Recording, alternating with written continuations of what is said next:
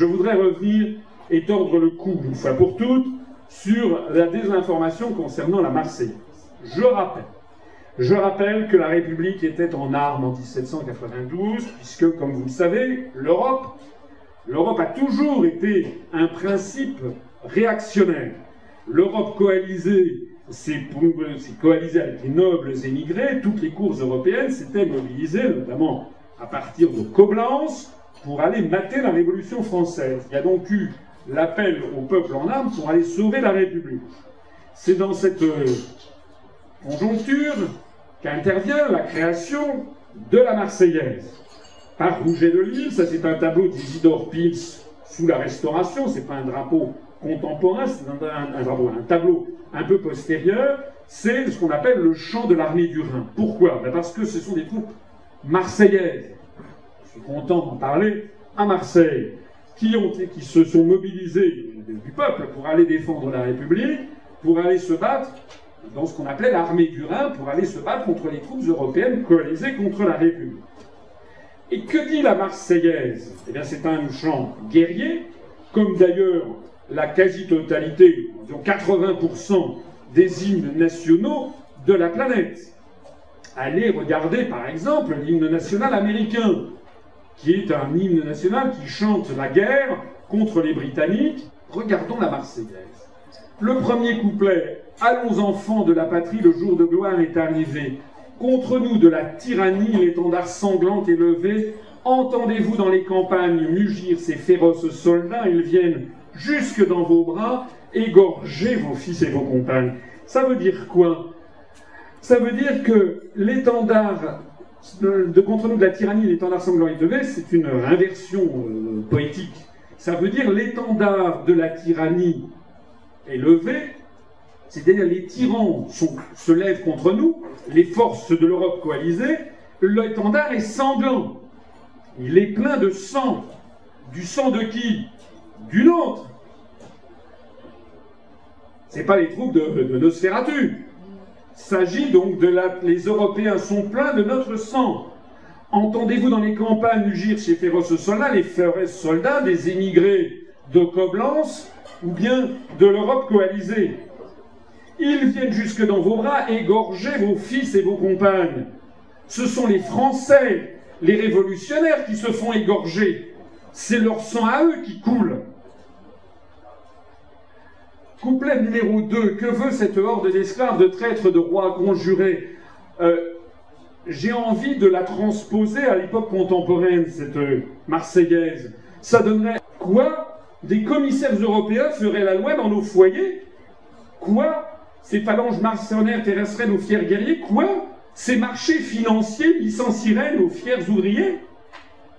Grand Dieu, par des mains enchaînées, nos fronts sous le joug se ploieraient, de vils despotes deviendraient les maîtres de nos destinées. Grand Dieu, par des mains enchaînées, nos fronts sous la dette se ploieraient. Goldman Sachs deviendrait les maîtres de nos destinées. Il n'y a presque rien à changer, hein. Alors, bien sûr, il y a le refrain. Je rappelle que sous l'Ancien Régime, le roi, ici Louis XVI et les nobles, portaient culottes et bas de soie. Une culotte, c'était l'équivalent d'un bermuda. Vous voyez, ça s'arrêtait sous le genou. Le noble, lui, portait un bermuda en velours. Et ensuite, vous aviez un bas de soie qui remontait, en fait, une espèce de grande chaussette qui remontait jusqu'au genou. Voilà. Ça, c'est la façon dont s'habillait l'aristocratie, qui avait de l'argent. Le peuple, lui, n'avait pas d'argent, ne pouvait pas se payer ça. D'ailleurs, on n'aurait même pas eu l'idée de s'habiller comme ça. C'était un marqueur social évident.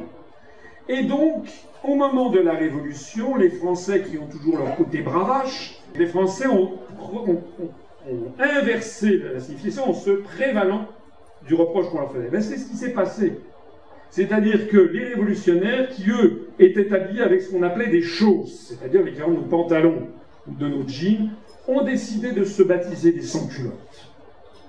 Par provocation. Comme ça que ça s'est passé. C'est pas parce qu'ils avaient pas, c'est pas parce qu'ils étaient à poil sur les champs de bataille de Valmy. C'est pas parce que les dames avaient oublié leurs petites culottes qu'ils se sont appelés sans-culottes. C'est parce qu'ils ne s'habillaient pas comme l'aristocratie. On a le même phénomène exactement aujourd'hui avec les gens qui se sont baptisés les sans-papiers. On reprochait à des immigrés clandestins de ne pas avoir où sont vos papiers, et donc ce réflexe typiquement gaulois, qui remonte dans le fond des âges, et les gens se sont dit, oui, eh bien, avec fierté, nous sommes des sans-papiers, de même qu'il y avait des sans-culottes. Alors, maintenant, venons-en au fond du problème. La famille royale était réputée avoir le sang bleu, et les nobles avoir le teint plus pâle et le sang plus pur que les roturiers. Ils étaient peints, là par exemple Madame Vigée-Lebrun qui peint Marie-Antoinette, la qualité, la beauté d'une femme en particulier, c'était d'être extrêmement blanche, très très pâle. C'est d'ailleurs la raison pour laquelle toutes les femmes de qualité se protégeaient du soleil, portaient des ombrelles. Il fallait avoir le sang le plus blanc, le teint le plus blanc possible, puisque c'était la preuve que l'on avait le sang pur. Et si l'on faisait partie de la famille royale, on avait non seulement le sang pur, mais le sang bleu. C'était symbole. En revanche, 90% des Français de nos ancêtres étant dans les champs, eux, ils étaient dans les champs, avec le visage basané et hâlé toute la journée, bronzé, on dirait, de nos jours. Et donc, le peuple français, au moment de la Révolution, revendiqua, de même qu'il revendiquait être sans culotte, il se revendiqua comme étant de sang impur par provocation. Alors maintenant, ben, vous avez compris, le sang impur de notre chant national. Qu'un sang impur abreuve nos sillons signifie très exactement le peuple français est prêt à nourrir de son propre sang le sang impur. C'est pas du tout une théorie raciste. Le peuple français est prêt à nourrir de son sang la terre de France pour défendre sa liberté et la République contre l'étendard sanglant, justement, des Européens, qui viennent justement égorger vos fils et vos compagnes. D'ailleurs, ce sens est confirmé par le 4e couplet de la Marseillaise. Tout est soldat pour vous combattre, tout est soldat, tous les Français sont des soldats pour vous combattre. Vous, les forces coalisées de l'Europe contre la France. S'ils tombent, s'ils meurent, nos jeunes héros, la France en produit de nouveau. C'est une métaphore, nous sommes à l'époque du XVIIIe siècle, une métaphore inspirée.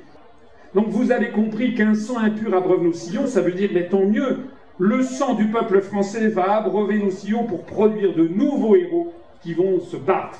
Le sang impur de la Marseillaise désigne le sang du peuple français, prêt à mourir contre la noblesse européenne coalisée. Cette formule n'a strictement rien à voir avec une théorie xénophobe ou raciale, comme on veut vous le faire croire constamment dans toutes les télés, toutes les radios depuis maintenant des décennies, pour vous faire honte, pour que vous ayez honte de votre propre histoire, alors que c'est l'une des plus belles histoires nationales du monde. Et la meilleure preuve d'ailleurs, c'est que les théories racistes commencent avec notamment l'essai, le fameux livre du comte de Gobineau, Arthur de Gobineau, l'essai sur l'inégalité des races humaines, qui est paru en 1853 dans son édition originale, 64 ans postérieure à la Marseillaise.